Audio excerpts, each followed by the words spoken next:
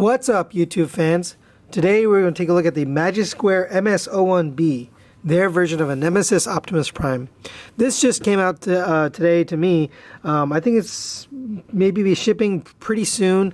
The box is very similar to the metallic version. I got this from Baba Bobo on eBay, so if you're interested, you can click the link in the description below and you can get it from him as well. He also has an online store where you can buy this as well.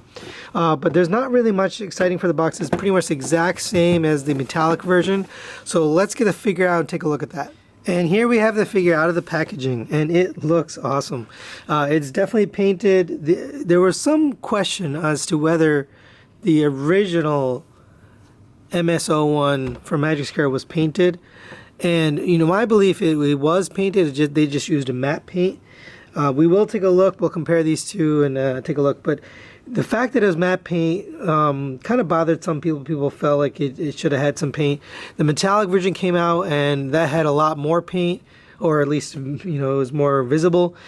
And I think some people liked that. But this one is definitely painted, and it's definitely good looking. So let's take a quick 360 at the figure. You can see he's got some of the same, basically all the same pieces, no molding changes really, but the color scheme is just amazing. It looks awesome.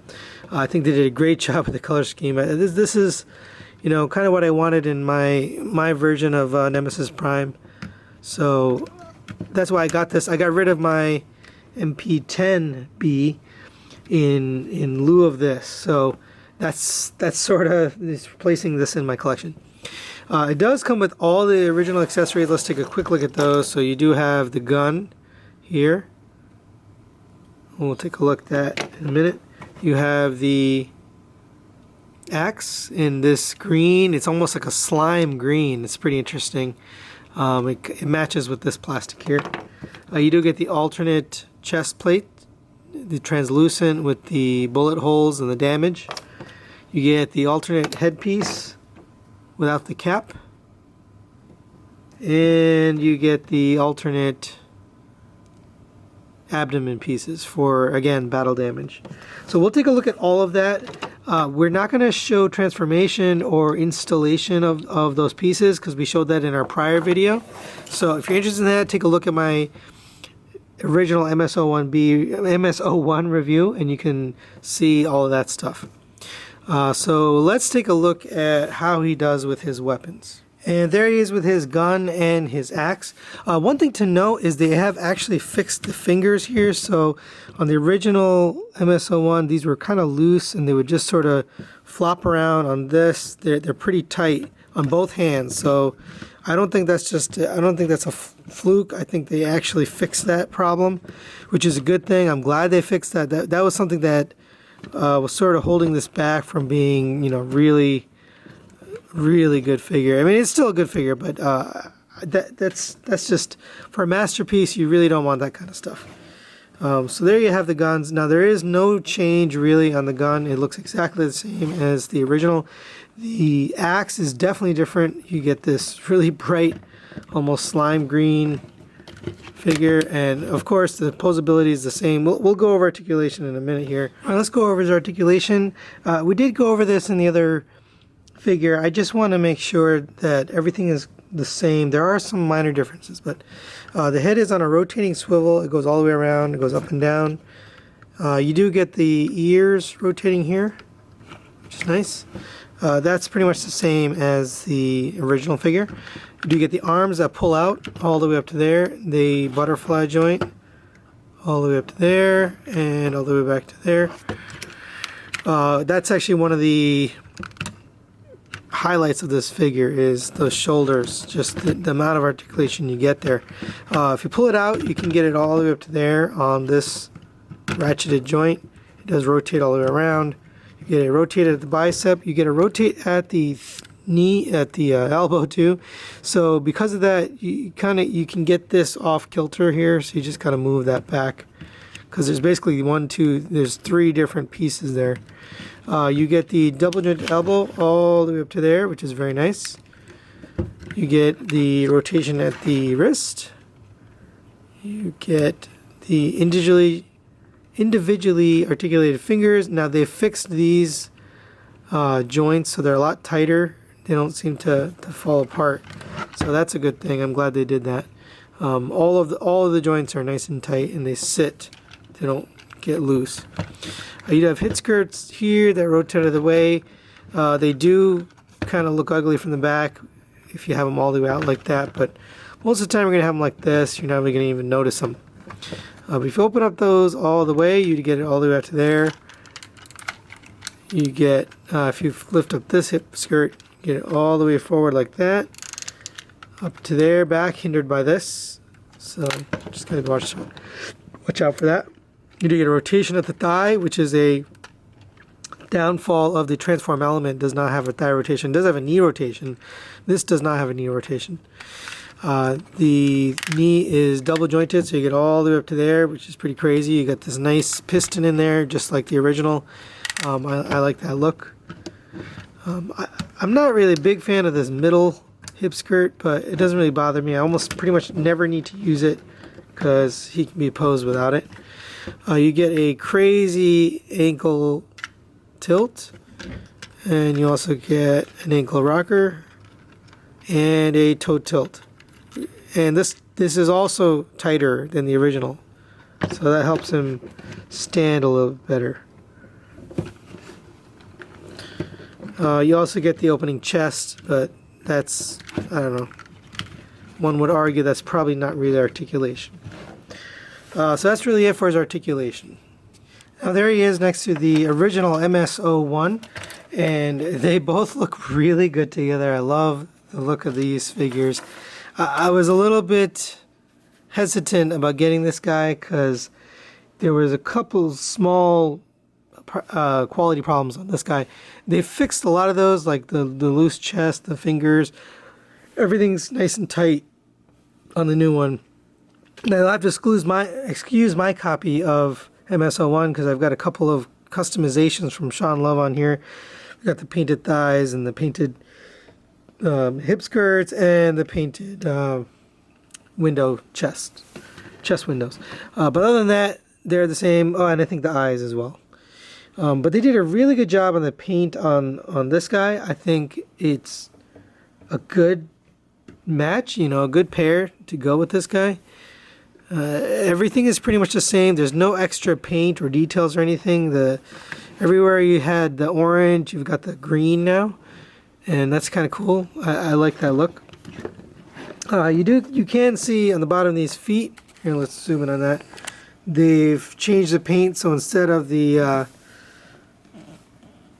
red and yellow, you've got the red and the green, which is nice. Just a little detail that I appreciate, those kind of things. Also on the front of the foot, you can see there's that translucent red. The original was a translucent blue, although it's been painted on this one, so it's gray, but I like that translucent red. Same for the chest window. This chest window has been changed to a translucent red. Originally it was translucent blue. So those are good changes. I think the coloration on this guy is well thought out and kind of what I would want.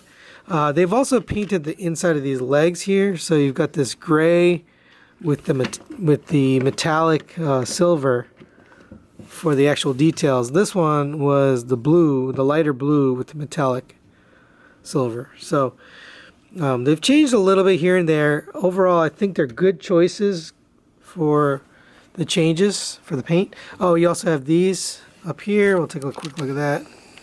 You've got those changed fog lights there, and originally it was orange.